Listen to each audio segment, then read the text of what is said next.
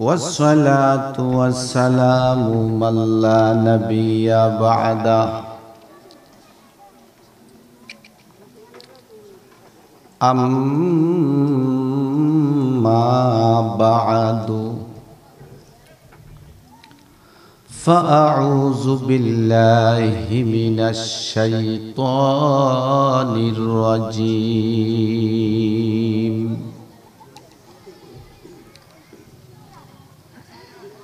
بسم الله الرحمن الرحيم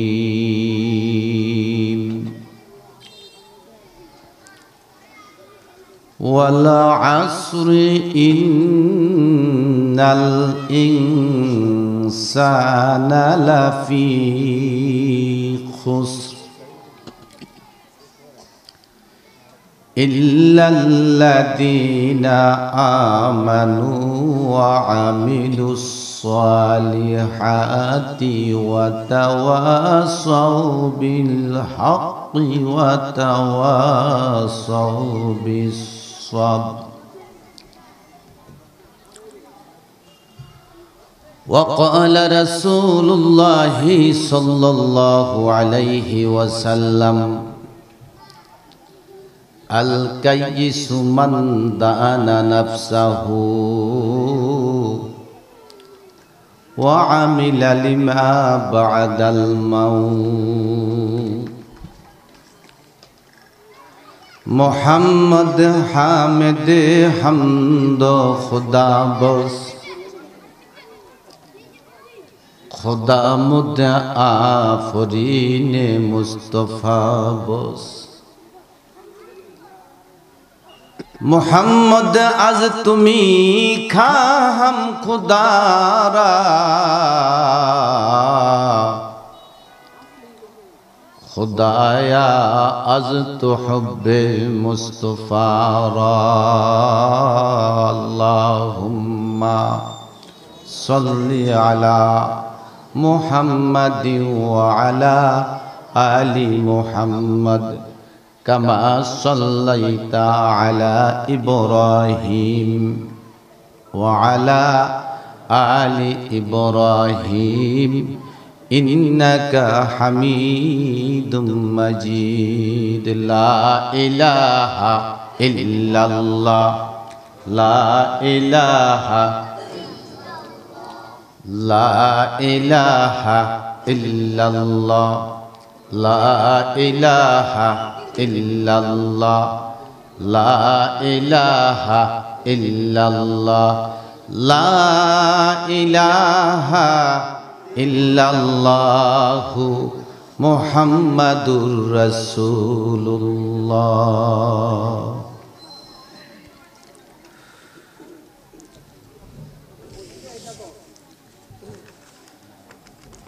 কানজুল উলুম বাগিশপুর নুরানি হাফিজিয়া মাদ্রাসা কাজিরহাট সোনাগাজী কর্তৃক আয়োজিত আজকের এই বার্ষিক ওয়াজ ও দোয়ার মাহফিলের সম্মানিত সভাপতি, উপস্থিত হযরত উলামায়ে কেরাম, বিভিন্ন জায়গা থেকে আগত সুপ্রসিদ্ধ তাফসীরের কিতাব হইল একটা, নাম হইল তিনটা। কিতাব কয়টা? নাম কিতাব একটা, নাম তিনটা। বুঝা গেল এটা সাধারণ তাফসীরের কিতাব নয়।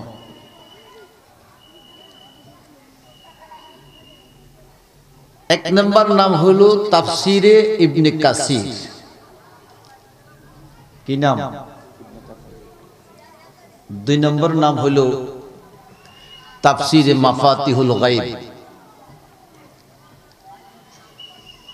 তিন নম্বর নাম হলো তাফসীরে ইমাম রাজি।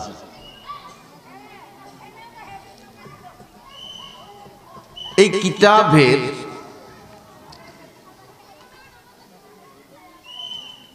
ওয়া আল্লামা আদামাল আসমা এর ব্যাখ্যা লিখেছেন, দ্বীনি মাহফিলে বসলে আর কিছু হক বা না হক নগদে 60টা উপকার হয়। সুবহানাল্লাহ। কয়টা উপকার? তার মধ্যে সর্বশেষ যেটা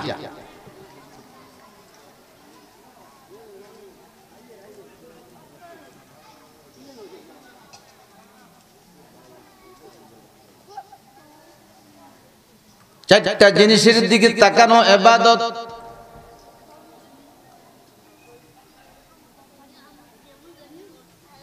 আন-নজরু ইলাল ওয়ালিদাইন, মা বাপের চেহারার দিকে তাকানো ইবাদত। মা বাপের চেহারার দিকে তাকানো একটা মাকবুল হজের সওয়াব। সুবহানাল্লাহ। এরকম মারে আমরা কি কই? বুড়ি। বাপেরে কয় কি? বুড়া। আর নবী কয় চেহারার দিকে তাকাইছ, একটা মাকবুল হজের সওয়াব দেওয়া হয়েছে। সুবহানাল্লাহ।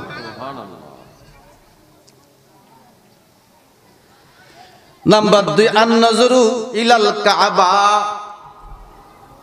মক্কা শরীফ। যত তাকাবেন তত সওয়াব। সুবহানাল্লাহ।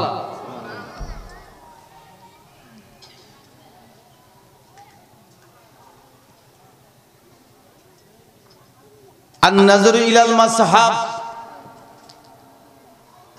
কোরআন শরীফের দিকে তাকাইলেই সওয়াব। কোরআনের দিকে তাকালেই সওয়াব। আন-নজরু ইলাল উলামা,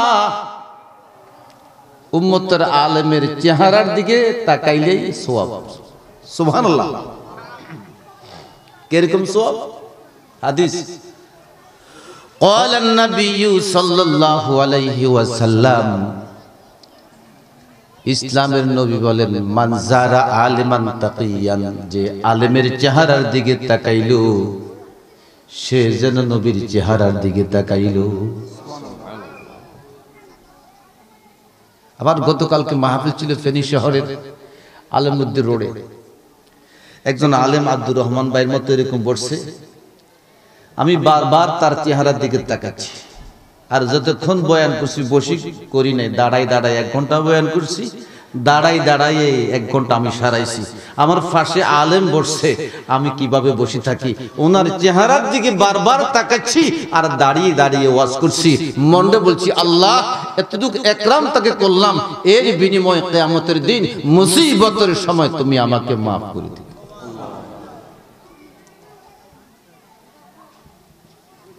কিয়ামতের মাঠে আল্লাহ ঘোষণা করবেন এক ব্যক্তির ব্যাপারে, সে জাহান্নামী। সে কি? একটু কথা কন। জাহান্নামী।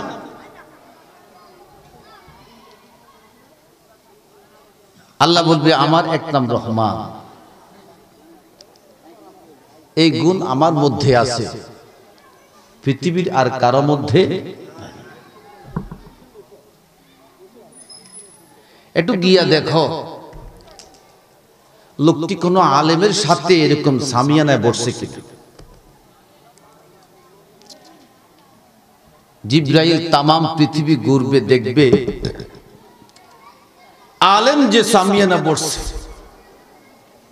এই লোকটা এমন সামিয়ানায়ও বসে নাই।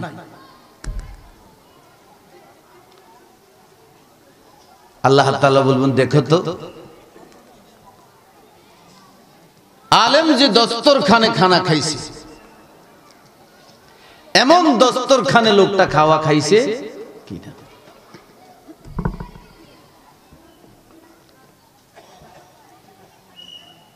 জিবরাইল তামাম পৃথিবী ঘুরে ফিরে দেখবে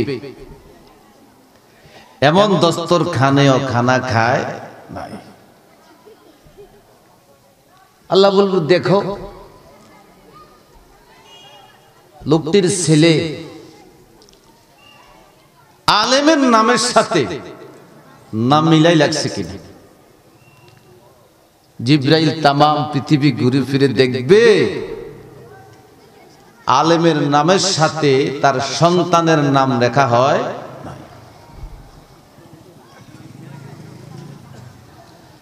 আল্লাহ তাআলা অবশেষে বলবেন আলেম যার সাথে মোলাকাত করেছে এমন হাতের সাথে তার হাত লাগছে কি না।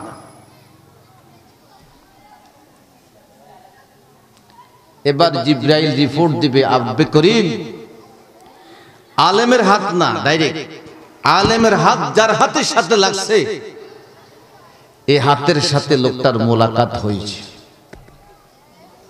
আল্লাহ বলবে কি যার হাত আলেমের হাতের সাথে লাগছে ওই হাতের সাথে লোকটার মোলাকাত হয়েছে, আমার নাম রহমান, আমি তাকে মাফ করে দিলাম। সুবহানাল্লাহ।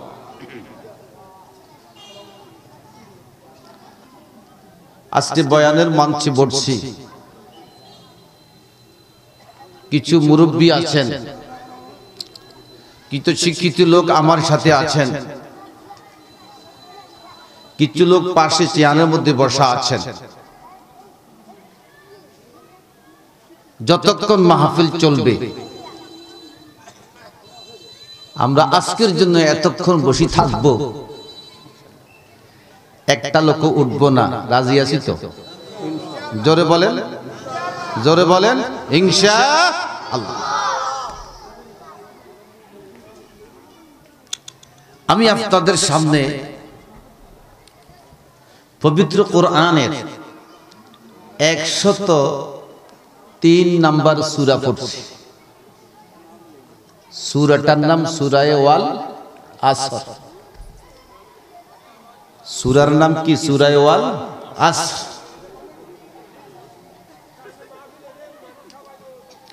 এটা কোরআন শরীফের একবারে ছোট্ট সূরা। এত ছোট সূরা আর কোরআনের মধ্যে নাই। এর বিষয়বস্তু হলো সময়ের গুরুত্ব। সময়ের গুরুত্ব। সময় কেমন একটা জিনিস। কেউ দোকানে বসে আছে, কেউ বাড়িতে বসে আছে, কেউ রাস্তাঘাটে বসে বসে চা পানি খাচ্ছে, আর কেউ মাহফিলে বসি বসি সময় কাটাচ্ছে। কার সময় কিয়ামতের মাঠে কেমন মাপা হবে, কেমন অনুমান করা হবে। আল্লাহ বলেন ওয়ালা আস ইন্নাল ইনসানা লাফি খুসর। দুনিয়ার সমস্ত মানুষ ধ্বংসের মধ্যে, দুনিয়ার সমস্ত মানুষ ক্ষতিগ্রস্ত। যারা চারটা গুণে গুণান্বিত, যারা চারটা গুণে গুণান্বিত, আল্লাহ পাক রব্বুল আলামিন এই লোকগুলাকে ক্ষতির থেকে উদ্ধার করে এই সময়টুকুকে মিজানের পাল্লা ওজন করে কিয়ামতের কঠিন দিনে বান্দাকে maaf করে দিবেন। সুবহানাল্লাহ। যারা আজকে চা দোকানে বসে আছে, কিংবা বাড়িতে বসে আছে, কিংবা রাস্তায় ঘাটে বসে বসে তামাশা করছে, এরা কি ঠকেছে না জিতেছে? জোরে বলেন। এরা ঠকেছে। কেমন ঠকছে একটু পরে বললে বুঝবে। এই ছেলেরা একবারে চুপ।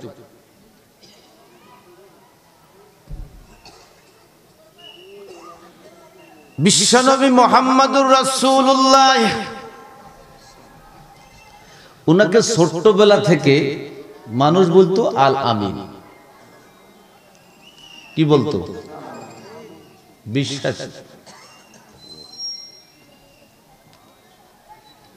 যে কেউ আমানত মুহাম্মদুর রাসূলুল্লাহর কাছে রাখতো। সুবহানাল্লাহ। ব্যাংকে টাকা পয়সা না রেখা তাদের আমানত, তাদের টাকা পয়সা কার কাছে রাখতো? বিশ্ব নবীর কাছে। সুবহানাল্লাহ।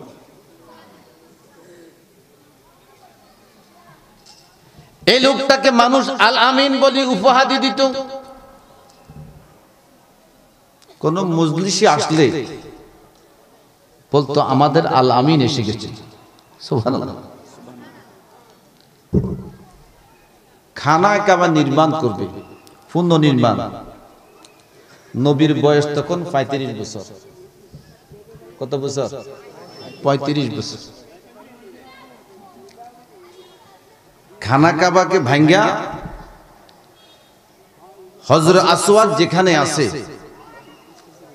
এই হজর আসওয়াদটা কে ধরবে, জায়গার মধ্যে কে বসাবে, এ নিয়ে প্রায় ধর্মযুদ্ধ। আরবের বড় বড় গোত্রগুলা বলতেছে আমরা বসাবো, কুরাইশ বলতেছে আমরা বসাবো। প্রায় গৃহযুদ্ধের মতো শুরু হয়ে গেছে। আরবদের মধ্যে একজন বয়স্ক মুরব্বী, উনি বললেন আমি একটা সিদ্ধান্ত দিব। বলে সিদ্ধান্ত কি? আগামী কালকে ফজরের নামাজের সময় যে ব্যক্তি সবার আগে মসজিদে যাইতে পারে, আমাদের পাথরটা জায়গার মধ্যে সে একমাত্র বসাইয়া দিতে পারে।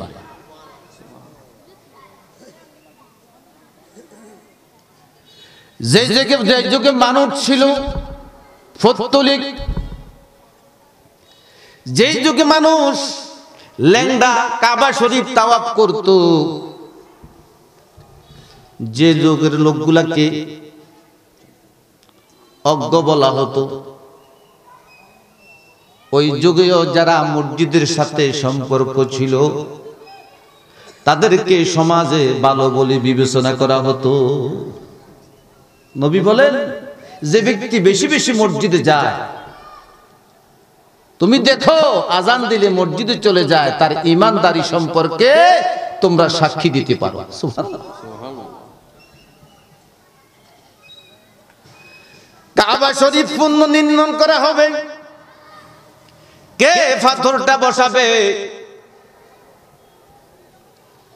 রহমতুল লিল আলামিন মুহাম্মাদুর রাসূলুল্লাহ সাল্লাল্লাহু আলাইহি ওয়াসাল্লাম সব মানুষকে ঘুমের মধ্যে রাইখা ফজরের সময় সকলের আগেই তিনি মক্কা শরীফ প্রবেশ করে গেছে। সকালে যখন মানুষ দেখলো সকলের আগেই মুহাম্মদ মক্কা শরীফ ঢুকে গেল, সবাই একই সুরে সমস্বরে বলতেছে হাজা মুহাম্মাদুল আমিন রাজিনাহু, উনি তো আমাদের সেই আমিন মুহাম্মাদুর রাসূলুল্লাহ, উনি যে সিদ্ধান্ত নেয় আমরা তার সিদ্ধান্ত মানি নিব। সুবহানাল্লাহ। এই লোকটির বয়স যখন 40 বছর হল, যখন লোকটি সুদের বিরুদ্ধে কথা বলে, ঘুষের বিরুদ্ধে কথা বলে, দুর্নীতির বিরুদ্ধে কথা বলে, গ্রিক মুক্তির বিরুদ্ধে কথা বলে, এখন বলতেছে মুহাম্মদুর রাসূলুল্লাহ ধ্বংস হইয়া গেছে। নাউজুবিল্লাহ। কোন 40 বছর পর্যন্ত প্রিয় নবী তাদের কাছে ছিল কি হিরো। যখন ঘুষের বিরুদ্ধে কথা বলে, দুর্নীতির বিরুদ্ধে কথা বলে, সুদের বিরুদ্ধে কথা বলে, নাস্তিকতাবাদের বিরুদ্ধে কথা বলে, এখন মুহাম্মদ হইয়া গেল কি জিরো।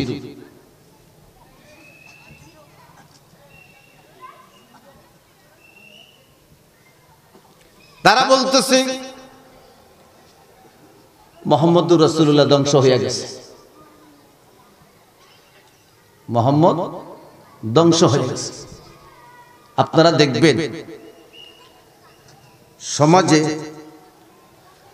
কিছু লোক আছে শুধু আল্লাহ বিলা করে, তাসবিহ টিভি মসজিদের কোনায় বসে বসে সুদের বিরুদ্ধে কথা বলে না, ঘোষের বিরুদ্ধে কথা বলে না, দুর্নীতির বিরুদ্ধে কথা বলে না। এরা সমাজের কাছে ভালো থাকে, কিন্তু যখন ঘোষের বিরুদ্ধে কথা বলেন, দুর্নীতির বিরুদ্ধে কথা বলবেন, সুদের বিরুদ্ধে কথা বলবেন, খুবই বেড়া তো খারাপ হয়ে গেছে। সমাজে এরকম লোক আছে কি নাই?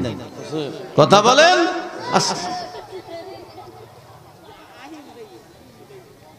আল্লামা মামুনুল হক রহমতুল হাফিজাহুল্লাহ উনি হাদিস পড়াইতেন, সারা দেশে ওয়াজ নসিহত করতেন। উনি সবার চোখে হিরো ছিলেন। যখন দুর্নীতির বিরুদ্ধে কথা বলা শুরু করলেন, ঘোষের বিরুদ্ধে কথা বলা শুরু করলেন, গ্রিক মূর্তির বিরুদ্ধে কথা বলা শুরু করলেন, এখন মামুন সবার চোখে জিরো হয়ে গেল। আওয়াজ করি কোন ঠিক না বেঠিক? নিজের বউ দিয়া মামুনের বিরুদ্ধে মামলা করাইছে।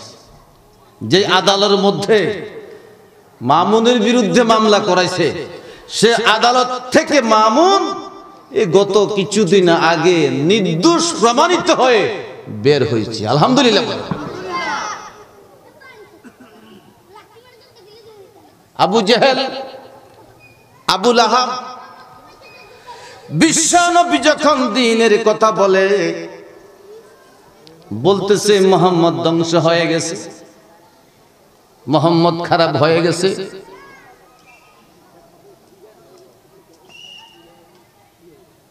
আল্লাহ পাক রব্বুল আলামিন কাফেরের জবাবে এই সূরা আসর নাজিল করে যে খারাপকে, সফলকে, ধ্বংসকে আর সফলকে এই জিনিস তোমরা মাফার কোনো ক্ষমতা নাই। এই জিনিস মাফার জন্য আমি আল্লাহ রাব্বুল আলামিন তোমাদেরকে একটা স্কেল দান করেছি। সুবহানাল্লাহ। আমাদের দেশে তিন ধরনের স্কেল পাওয়া যায়। একটা দিয়ে খাতা মাফে, একটা দিয়ে কাফড় মাফে, আরেকটা স্কেল আছে যেটা রাস্তার ওজন মাফে। আমি চিটন থেকে আসতেছি গত বছর, হঠাৎ গাড়িগুলা বন্ধ। কি হয়েছে? স্কেল বসেছে। কি বসেছে? স্কেল বসেছে। আর কি ভাই, স্কেল জানি 1 ফুট 1 ইঞ্চি পাশে, এটা কিসের স্কেল? কয় হুজুর, এই স্কেল হলো রাস্তার ওজন মাপার স্কেল। এই রাস্তাটা কত হাজার কেজি লোড দিতে পারে, এটা ওই স্কেল। খারাপকে, ধ্বংসকে এই কথা কিভাবে বুঝবেন, এভাবে কিভাবে বুঝাবেন? এই কারণে আল্লাহ বলেন, আমি মুহাম্মদুর রাসূলুল্লাহকে ধ্বংস হয়ে গেছে না সফল হয়েছে, আমি তোমাদের জন্য একটা স্কেল পাঠাইলাম। এই স্কেলের মাপ অনুমতে যার মধ্যে গুণ আছে সে ব্যক্তি সফল হয়ে গেছে, এই স্কেলের গুণ যার মধ্যে নাই সে একমাত্র ধ্বংস হয়ে গেছে। আল্লাহ রাব্বুল আলামিন বলেন, ওয়াল আসর, সময়ের কসম, ইন্নাল ইনসানা লাফি খুসর, দুনিয়ার সমস্ত মানুষ ক্ষতিগ্রস্ত। যার মধ্যে 4টা গুণ আছে সে ধ্বংস হইতে পারে না। আমার নবীর কাছে, মুহাম্মদুর রাসূলুল্লাহর কাছে 4টা গুণ আছে। অতএব আমার নবী রহমতের নবী, উনি ক্ষতিগ্রস্ত নয়, ধ্বংসপ্রাপ্ত নয়, উনি একমাত্র সফল ব্যক্তি মুহাম্মদুর রাসূলুল্লাহ।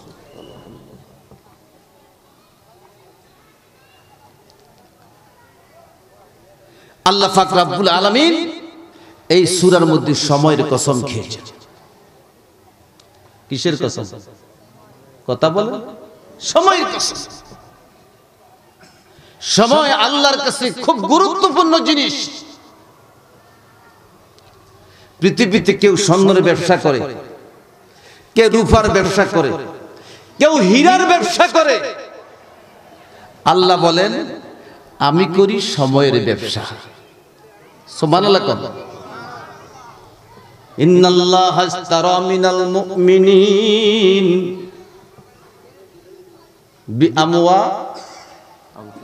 ওয়া আনফুসাহুম বিআন্না লাহুম জান্নাহ। আমি মুমিনের জানের বিনিময়ে, মুমিনের মালের বিনিময়ে আমি মুমিনের সাথে ব্যবসা করি। এই ব্যবসার বিনিময়ে আমি মুমিনকে জান্নাত প্রদান করব। মুমিনের কাছ থেকে যখন মাল চাওয়া হয় আল্লাহর ঘরের জন্য, মসজিদের জন্য, মাদ্রাসার জন্য, মুমিন মাল দিতে একটু চিন্তা করবে না। মুমিনের কাছে যখন জান চাওয়া হয় মুমিন আল্লাহর রাস্তায় জান দিয়া দিবে, একটু চিন্তা করবে না। জঙ্গে মাওতার মধ্যে আল্লাহ রাসূল ঘোষণা করেছিলেন এই যুদ্ধের মধ্যে তিনজন সেনাপতি থাকবে। একজন জাফর বিন তৈয়ার, আরেকজন যায়েদ বিন হারেসা, আরেকজন আব্দুল্লাহ বিন রাওহা। এই তিনজনের মধ্যে একের পর এক তিনজনে শাহাদাত বরণ করবে। রাসূল বলছেন প্রথম সেনাপতি হবে সেম জাফর বিন তৈয়ার, উনি শাহাদাত বরণ করলে আব্দুল্লাহ বিন রাওহা, উনি শাহাদাত বরণ করলে যায়েদ বিন হারেসা। এটা রাসূল ঘোষণা করে দিয়েছেন। ঘোষণা করে দেওয়ার পরে সাহাবায়ে কেরাম জেনেছেন আমরা নিশ্চিত শাহাদাত বরণ করব। এই কথা জানার পরেও তারা যুদ্ধের মাঠে গিয়া আল্লাহর রাস্তায় নিজের জানকে বিলীন করে দিয়েছে। এজন্য আল্লাহ বলেন আমি মুমিন থেকে তার জান এবং তার মালের ব্যবসা করে কিনে নিয়েছি, বিনিময়ে আমি মুমিনকে জান্নাত প্রদান করব। তাহলে একটা মানুষের জিন্দেগীর মূল পুঁজি হলো তার হায়াতে তৈয়বা। 60 থেকে 70 বছরের হায়াত হলো তার জিন্দেগীর মূল কি পুঁজি। আপনার জিন্দেগি থেকে যদি একটা দিন চলে যায়, একটা মাস চলে যায়, একটা বছর চলে যায়, আপনি এটা বুঝে নেবেন আমার হায়াত থেকে 360 দিনের পুঁজি চলে গেছে। এটা আমার মূল পুঁজি। অতএব হায়াতের যে জিন্দেগি, হায়াতের যে সময়, এটা যে কাজে লাগাইছে সে বড় হয়ে গেছে। চাঁদের দেশে চলে গেছে, মঙ্গল গ্রহে চলে গেছে, ফানের নিচে সাত মেরে নিয়ে বসে আছে।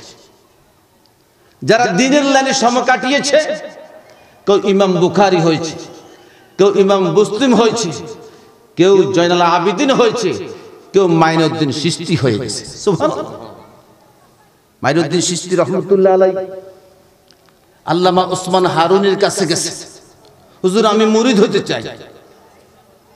হুজুর বলছে তুমি মুরিদ হতে পারবা না। হুজুর আমি মুরিদ হতে চাই, তুমি আমার ছাত্র হতে পারবা না।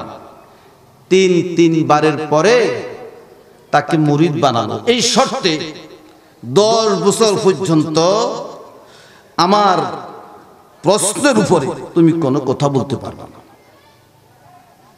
মানে ফরজ থেকে আরম্ভ করি একটা মুস্তাহাব পর্যন্ত ছাড়তে পারবে না।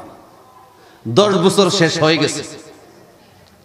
মাইনুদ্দিন চিশতি রহমাতুল্লাহ আলাইহি পীরকে জিজ্ঞাসা করে, ওস্তাদ কত পীর কত কেরামতি দেখি, আজকে 10টি বছর আপনার দরবারে থাকলাম, আমি 10টি বছরের মধ্যে আপনার কোনো কেরামত দেখলাম না। আল্লামা ওসমান হারুনি প্রশ্ন করল, বাবা তুমি বলো আমি মুস্তাহাবের খেলাফ কোনো কাজ করছি কিনা? কয় না, আপনি ফরজ থেকে আরম্ভ করে একটা মুস্তাহাবও ছাড়েন নাই। আল্লামা ওসমান হারুনি বলল, মিয়া যে ব্যক্তি ফরজ থেকে আরম্ভ করি একটা মুস্তাহাব পর্যন্ত ছাড়ে নাই, এর চেয়ে বড় আর কেরামতি কি হইতে পারে? সুবহানাল্লাহ। 10 বছর শেষ। আল্লাহ তাআলা মাইনুদ্দিন চিশতির ব্যাপারে তার পীরকে বলে, আমার মাইনুদ্দিন 10টি বছর এমন মেহনত করেছে, একটা ফরজ ছাড়ে নাই, একটা ওয়াজিব ছাড়ে নাই, একটা সুন্নত ছাড়ে নাই, একটা মুস্তাহাব ছাড়ে নাই। অতএব আমার মাইনুদ্দিন কামিল হয়ে গেছে। সুবহানাল্লাহ। ভারতের জঙ্গলে চলে গেল, আল্লাহ বিল্লাহ করে। একদল ডাকাত আসছে, তো হুজুর আমরা এখানে কি লেগে আছি? এখানে আমরা চুরি ডাকাতি করে কোনরকম খাই, আড্ডা মাড্ডা দিই, এখানে কি লেগে আছে? আপনি এখান থেকে চলে যান। হুজুর এখান থেকে যাবে না। হুজুরের জিকিরের সাথে গাছে জিকির করে, হুজুরের জিকিরের সাথে মাছে জিকির করে, হুজুরের জিকিরের সাথে মনে হচ্ছে 7 আসমান 7 জমিন জিকির করতেছে। সুবহানাল্লাহ। ডাকাতরা আরেকদিন আসছে, আরেকজনের একটা ছাগল জবাই কইরা এটা খাইয়া হুজুর আপনার কাছে আইছি, এই আমাদের ছাগলটা হারাই গেছে, ছাগলটা পাই না, একটু দয়া করে করতেন, ছাগলটা কোথায় আছে? মাইনুদ্দিন চিশতি বলল, মিয়া আমি বলবো নাকি ছাগলে বলবে? আমি বলবো নাকি ছাগলে? ডাকাতেরা মনে করছে ছাগল তো জবাই করি আমরা খাইয়া ফেলছি, হুজুর কিভাবে বলবে? হুজুর আপনি বলেন যে ছাগল কোথায় আছে? হযরত মাইনুদ্দিন চিশতি রহমাতুল্লাহ আলাইহি বললেন, হে ছাগল, পৃথিবীর যে কোনো প্রান্তেই থাকো, তোমরা আমার ডাকে জবাব দিতে থাকো। এই কথা বলতে দেরি হয়েছে, 7 জন ডাকাতের ফেটের মধ্যে ছাগল বে বে করে অটোভাবে আওয়াজ দেওয়া শুরু করে দিয়েছে।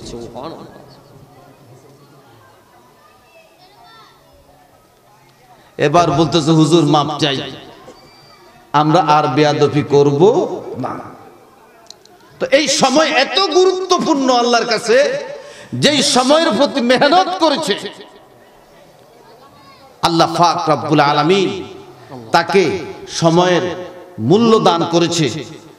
আর যারা দুনিয়ার সময়ের পিছনে মেহনত করেছে, কেউ মঙ্গল গ্রহে পর্যন্ত পৌঁছেছে, কেউ মহাশূন্য পর্যন্ত পৌঁছেছে, কেউ চাঁদের দেশে পৌঁছেছে, আর কেউ সাবমেরিন নিয়ে সাগরের তলদেশে বসে আছে।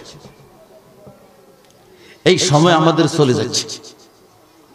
এক বুজুর্গ স্বপ্ন দেখে তাকে বাঘে দৌড়াচ্ছে। কিসে দৌড়াচ্ছে? বাঘে। বাঘের ভয়ে সে গাছে উঠছে। কথাটা খুব খেয়াল করে শুনবেন। বাঘের ভয়ে কথা উঠছে, ভাগে যে গাছে উঠছে, ওই গাছের ঢালার গোড়া দিয়া একটা সাদা ইঁদুর আর একটা কালো ইঁদুর কাটতেছে। নিচের দিকে তাকায় দেখে ঢাল বরাবর একটা আজদাহা সাপ হাঁকড়ি আছে। আচ্ছা আপনারা বলেন তো, এমন স্বপ্ন কেউ যদি দেখে, হার্টের রোগী যদি হয়, আমার মনে হচ্ছে যে ঘুমের মধ্যে স্ট্রোক হওয়ার সম্ভাবনা আছে।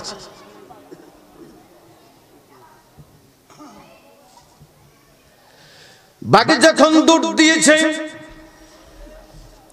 বাঘের ভয়ে গাছে উঠছে, নিচের দিকে তাকায়া দেখে বাঘ বসে আছে।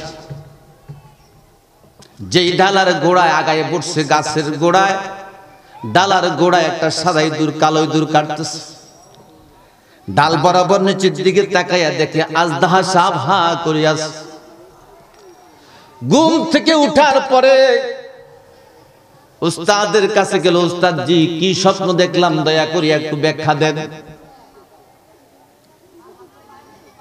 উস্তাদ বলল, বাবা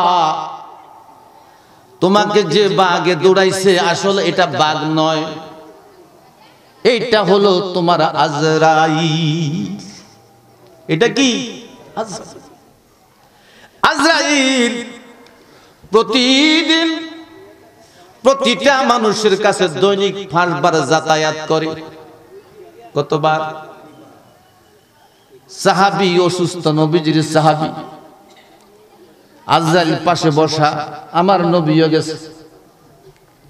নবী আজরাইলকে বলে, আজরাইল যে আমার তো সাহাবী, তার মৃত্যু একটু ঠান্ডা ভাবে নিও, সহজ ভাবে, তাকে কষ্ট দিও না। নবীজি ডাক দিয়া বলল, হুজুর এই সাহাবী সম্পর্কে আপনি কি জানেন? আপনার চাইতে এই সাহাবী সম্পর্কে আমি বেশি জানি। প্রতিদিন তার কাছে আমি 5 বার যাতায়াত করি থাকি। যে বাঘে দৌড়াচ্ছে এটা বাঘ নয়, এটা তোমার আজরাইল। সুতরাং গাছের ডালে বসিয়ারে বুলবুল করে আফন বুলি, হঠাৎ করি কে জনরে মেরে দিল বন্ধু করে গুলি।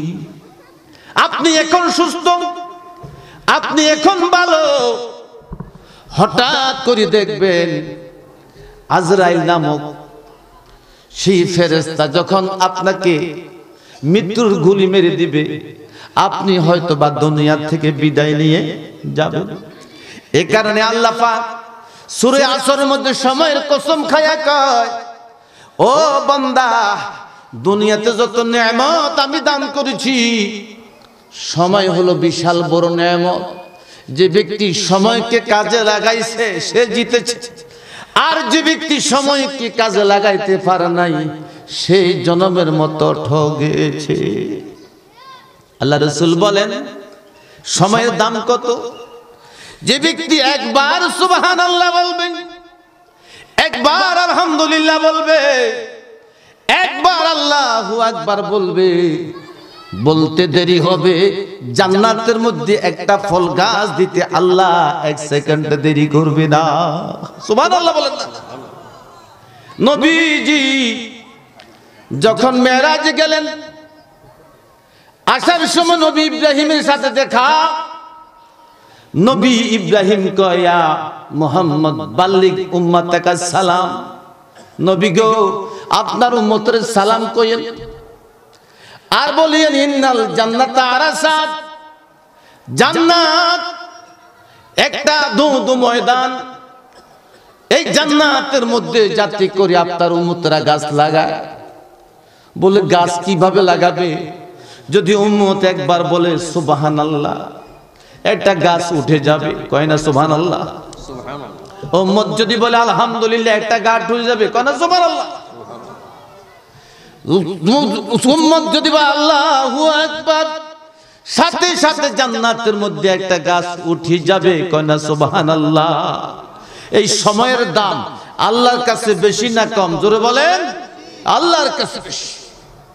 কত বেশি? হযরত সুলাইমান নাম শুনছেন না? সারা পৃথিবী 4 জন মানুষ শাসন করেছে, 2 জন মুসলমান আর 2 জন অমুসলমান। অমুসলমান 2 জনের মধ্যে একজন হলো কি নমরুদ, আর একজন হলো কি বখতেনসর। আর মুসলমানের মধ্যে 2 জন, একজন হলো কি, একজন হলো বাদশা সুলাইমান, আরেকজন যুলকারনাইন। সুবহানাল্লাহ। বাদশা সুলাইমানকে আল্লাহ তাআলা একটা জাহাজ দান করেছিলেন, যে জাহাজের মধ্যে 1 লক্ষ যাত্রী হতো। সুবহানাল্লাহ। সুলাইমানের সিংহাসন। তো একদিন জাহাজ উড়ে যাচ্ছে, এক কৃষক দেখা কয় সুবহানাল্লাহ। সুলাইমান জাহাজটাকে ল্যান্ড করছে। ল্যান্ড করার পরে বুইরাকে ডাকতেছে, বুইরা আপনি আসেন। বুইরাকে, হুজুর আমি তো সুবহানাল্লাহ কই না, আজকে ভুলে কইলেছে, আজ জীবনে কমু না। কথা বুঝেন নাই? এখন কই সুবহানাল্লাহ কি আপনি বলছেন? হ্যাঁ আমি বলছি, আমি তো কই না আর কমু না। বাদশা সুলাইমান কয়, আমি আমার বিশাল সিংহাসনের বিনিময়ে আপনার এই সুবহানাল্লাহ কিনতে এসেছি। সুবহানাল্লাহ। আল্লামা খাকানি বলেন, 85 সালে ইমানি মুহাক্কিক শুদ্ধ খাকানি কে একদম বা খুদা বুদম বে আস্তখতে সুলাইমানি। আমার এই রাজত্ব, আমার এই সিংহাসন সহ তাম পৃথিবী যদি এক ফাল্লায় দেওয়া হয়, আর সুবহানাল্লাহ যে বলছি এটা যদি এক পাল্লা দেওয়া হয়, এই সুবহানাল্লাহর ওজন আল্লাহর কাছে বেশি হয়ে যাবে। এই কারণে আল্লাহ সূরা আসরের মধ্যে সময়ের কসম খায়া বলছে, সময়ের কসম খায়া বলছে সময় আল্লাহর কাছে খুব দামি। যে ব্যক্তি সময়কে কাজে লাগাইছে সে ব্যক্তি আল্লাহর কাছে দামি হয়ে গেছে, আর যে ব্যক্তি সময় থেকে দূরে সরে রয়েছে সে ব্যক্তি আল্লাহ থেকে দূরে হয়ে গেছে। এই জন্য বিশ্ব নবী বলেন, যেই ব্যক্তি একবার সূরা ইখলাস তেলাওয়াত করবে তার আমলনামায় 10 পারা কোরআন তেলাওয়াত করার সওয়াব দেওয়া হবে। সুবহানাল্লাহ কয় না? যে ব্যক্তি 2 বার সূরা ইখলাস তেলাওয়াত করবে 20 পারা কোরআন তেলাওয়াতের সওয়াব তার আমলনামা দেওয়া হবে। যে ব্যক্তি 30 পারা কোরআন করে 3 বার সূরা ইখলাস পড়বে আল্লাহ তাআলা তার আমলনামার মধ্যে 30 পারা কোরআন শরীফের সওয়াব দিয়া দিবে। সুতরাং যে ব্যক্তি সময়ের কাজে লাগায় এই সময় তার পক্ষে কথা বলবে। দুনিয়ার সব কিছু বেঈমানি করে, সময় কোনোদিন বেঈমানি করবে না। আমার ভাইরা, সুলতান মাহমুদ গজনবী রহমতুল্লাহ আলাইহি উনি একদিন রাত্রে বের হয়েছেন প্রজাদের অবস্থা দেখার জন্য। হঠাৎ করে দেখে গভীর রাতে একটা ছেলে সরকারি লাইটের নিচে লেখাপড়া করতেছে। সুলতান জিজ্ঞাসা করলো, এত রাত্রে কেন লাইটের নিচে লেখাপড়া? আমি গরিব মানুষ, আমার আব্বার এই পরিমাণ টাকা নাই, চেরাগ জ্বালিয়ে সারা রাত লেখাপড়া করব। সুলতানের মনের মধ্যে একটু তুফান সৃষ্টি হয়ে গেল, যেন কেউ যেন কুঠার আঘাত করলো। ছেলের কাছে একটা লোক পাঠাইলো, সুলতান আগামীকালকে মাগরিবের নামাজের পরে এই ছেলে যেন আমার সাথে খানা খায়। সুবহানাল্লাহ কোন? আমাদের দেশে কোন মন্ত্রী, এমপি, কোন উপদেষ্টা যদি আমাদেরকে ডাকে, আমরা ডাক দেওয়ার 1 ঘন্টা আগে চলে যাব, স্যার আমাদেরকে ডাকছে। কিন্তু বাচ্চাকে ডাকা হলো আগামীকালকে মাগরিবের পরে খানা খাওয়া হবে। আল্লাহ রাসূলের সুন্নত হলো সাধারণত মাগরিবের পরে খানা খাওয়া। আমাদের দেশে যারা সেনাবাহিনী, আমাদের দেশে যারা র্যাব, আমাদের দেশে যারা সোলজার, এরাও মাগরিবের পরে খানা খায়। সুলতান ছেলের জন্য অপেক্ষা করতেছে। সুলতান একজন দূত পাঠাইছে যে সুলতানের সাথে যেন ওই বাচ্চা, দূতের সাথে বাচ্চারা যেন সুলতানের কাছে চলে যায়। বাচ্চা লেখাপড়া করতেছে। 9টা বেজে গেল, 10টা বেজে গেল, 11টা বেজে গেছে। আর ওই দূত বারবার বলতেছে, আপনি আমার সাথে না গেলে আমার সমস্যা হবে। আর বাচ্চা বলতেছে, তোমার সমস্যা হোক না হোক আমার কিছু বুঝবার বাকি নাই, বাকি আমি এখানে 12টা পর্যন্ত লেখাপড়া করব। যদি 12টা পর্যন্ত এখানে থাকতে পারো তাহলে দাঁড়াও, আর নয় তুমি চলে যাও, তোমার সুলতানের কাছে আমি যাব না। সুবহানাল্লাহ।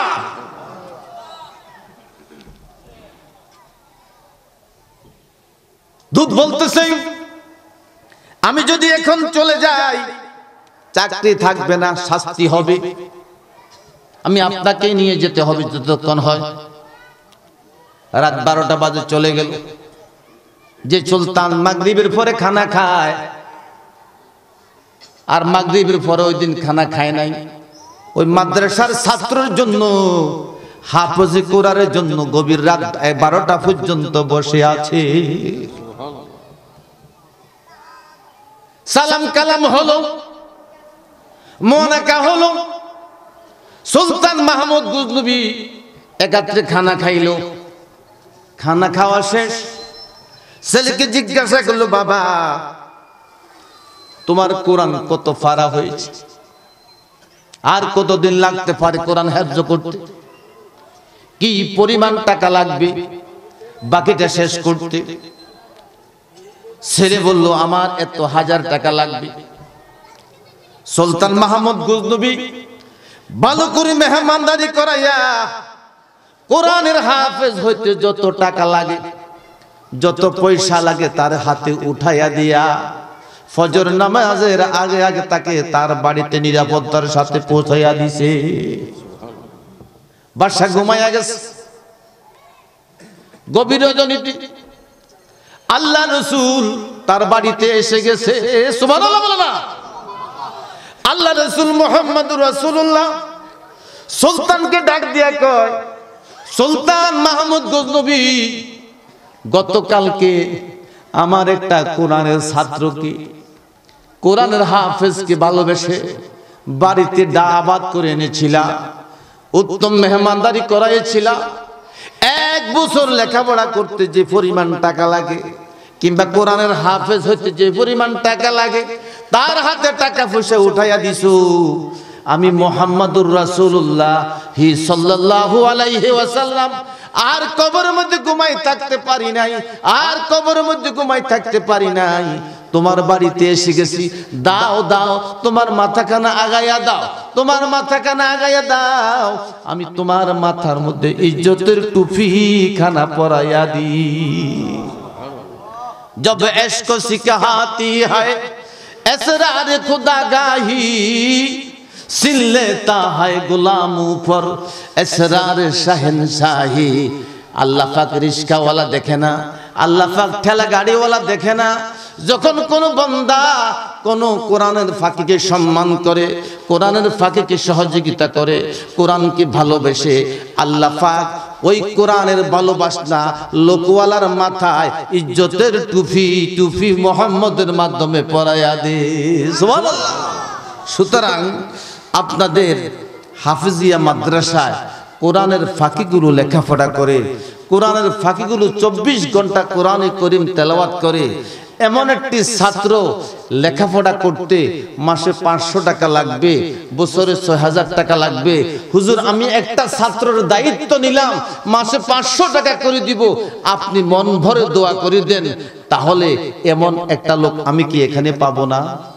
একটা ছাত্রের দায়িত্ব নিবে, 1 মাসে 500 টাকা, খানার টাকা, বছরে 6000 টাকা। হুজুর, আমি একটা বছর একটা ছাত্র, দুজনে দিতে পারেন, মাসে 500 টাকা আমি 1 বছর চালাই দেব। আব্বার নামে, আম্মার নামে, শ্বশুরের নামে, শাশুড়ির নামে, দাদার নামে, দাদির নামে আমি 500 টাকা করে চালাই যাবে ইনশাআল্লাহ। নাই? কোন বন্দা নাই? মাত্র 500 টাকা করে। আহারে, কি নাম দাঁড়ান না? ইমরান, বলেন না মারহাবা। আয় আল্লাহ, এই হাফিজি মাদ্রাসার জন্য আমি যখন ভাইদের কাছে বারবার চাচ্ছিলাম, কোন ভাই মুখ দিয়া কথা বলে না। একজন যুবক, তিনি সাহস করে দাঁড়িয়ে তোমাকে হাত দেখাইছে। আল্লাহ গো, উনার যদি ছেলে সন্তান থাকে, হাফিজ হুজুরের মতো বিশ্ববিখ্যাত হাফেজ বানাইয়া দিও। বলেন না আমিন। কিয়ামতের কঠিন দিনে এই হাফেজগুলো যখন জান্নাতে চলে যাবে, আমার ইমাম হোসেন ভাইকে বলিয়েন না, ওনার আব্বা আম্মাকে বলিয়েন না, ওনার সন্তান সন্ততিকে বলিয়েন না, ওনাকে সাথে জান্নাতের মেহমান বানাইয়া দিয়ে বলেন না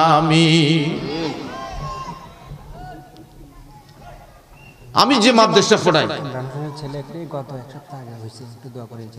ওনার একটা ছেলে হয়েছে গত 1 সপ্তাহ আগে, আল্লাহ বিশ্ববিখ্যাত মুফতি আমিনীর মতো বানাইয়া দিয়ে বলেন না আমিন। জোরে বলেন আমিন।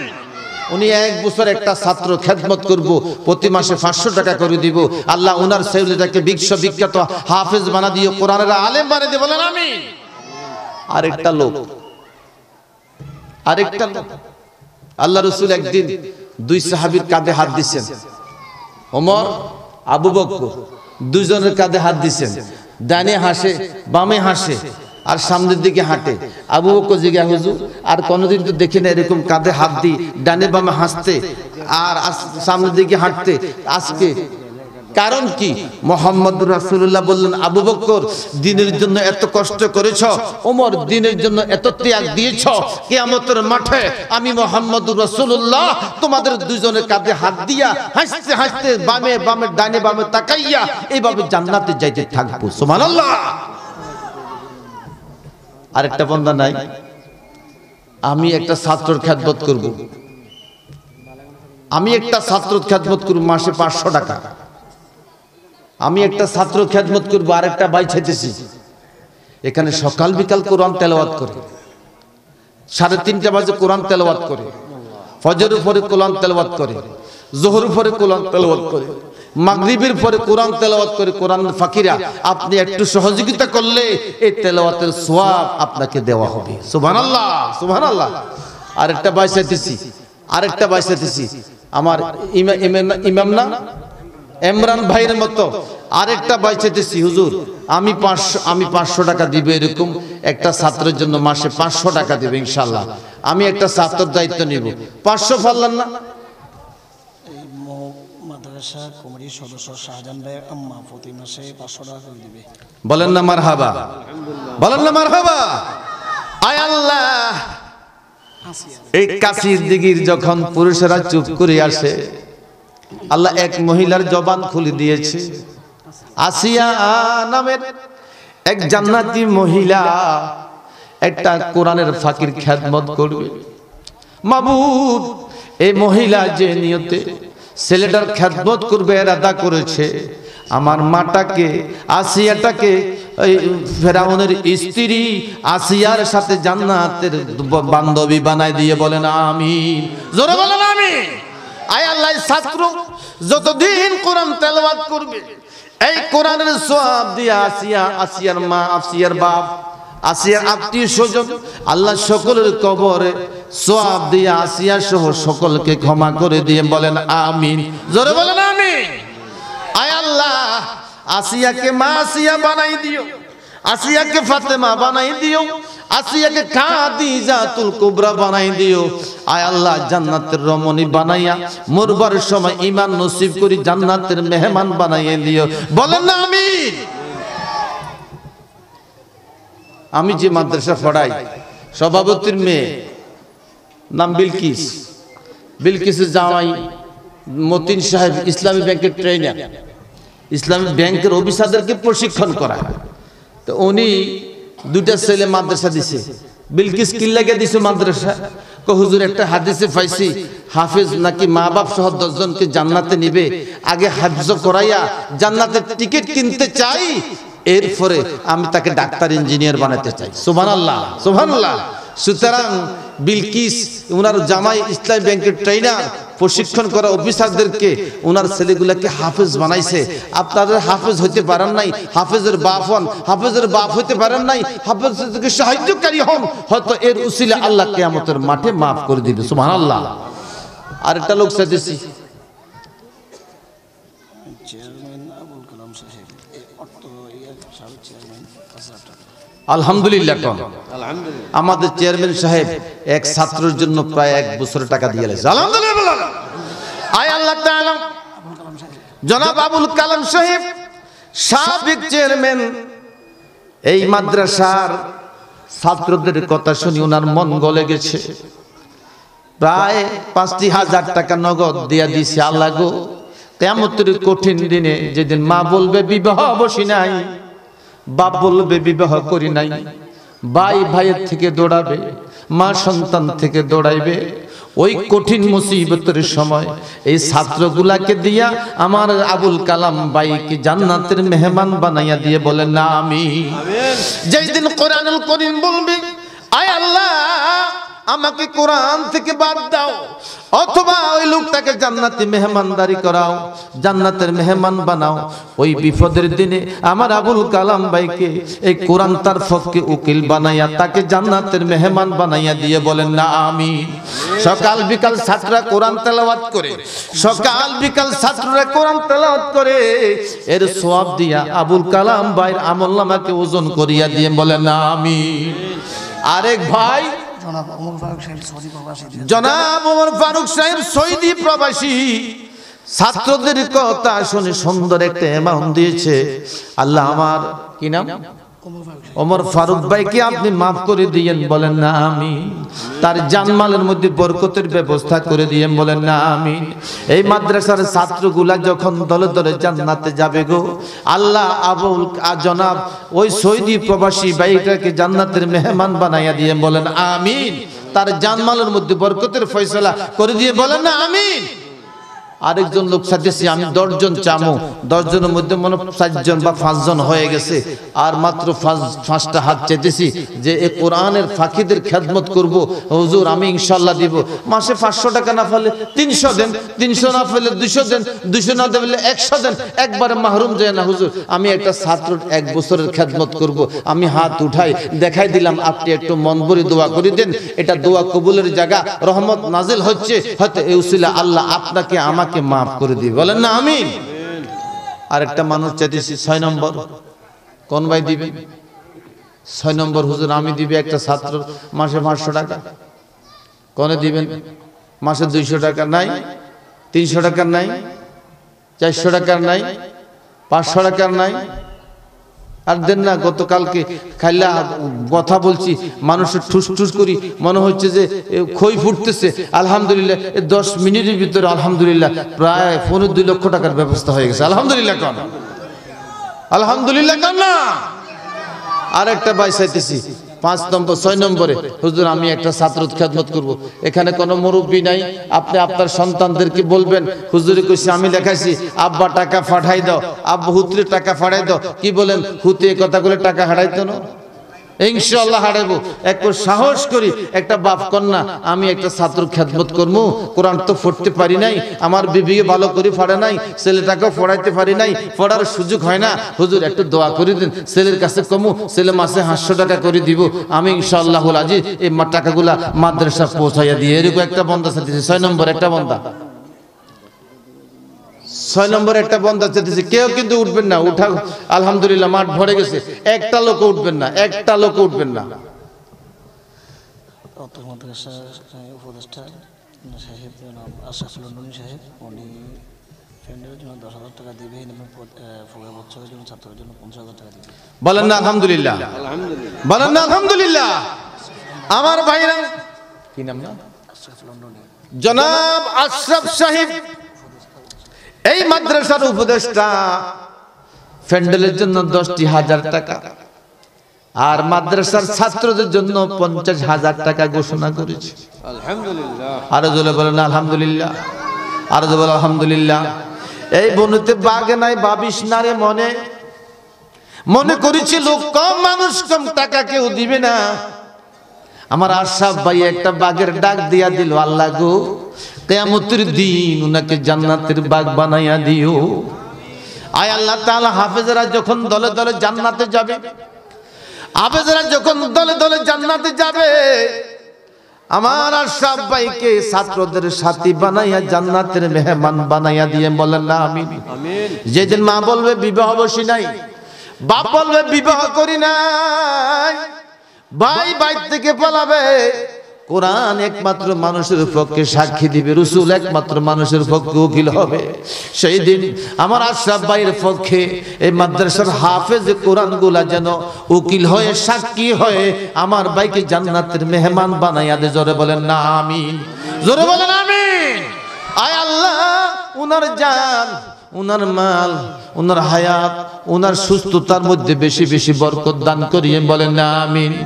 আল্লাহ গো যখনই কবুল করবেন তখনই ঈমানের নসিবের সাথে কবুল করিয়ে। বলেন না আমিন, জোরে বলেন আমিন। আমার 6 জন হইছে, আর 7 জন লোক দরকার। আমি বাইরে একজনের মধ্যে রাখছি আর কি। 10,000 ক্যাশ প্রিপেড অগ্রিম দিয়ে দিছে। কন্যা আলহামদুলিল্লাহ, জোরে বলেন না আলহামদুলিল্লাহ, আরো জোরে বলেন আলহামদুলিল্লাহ।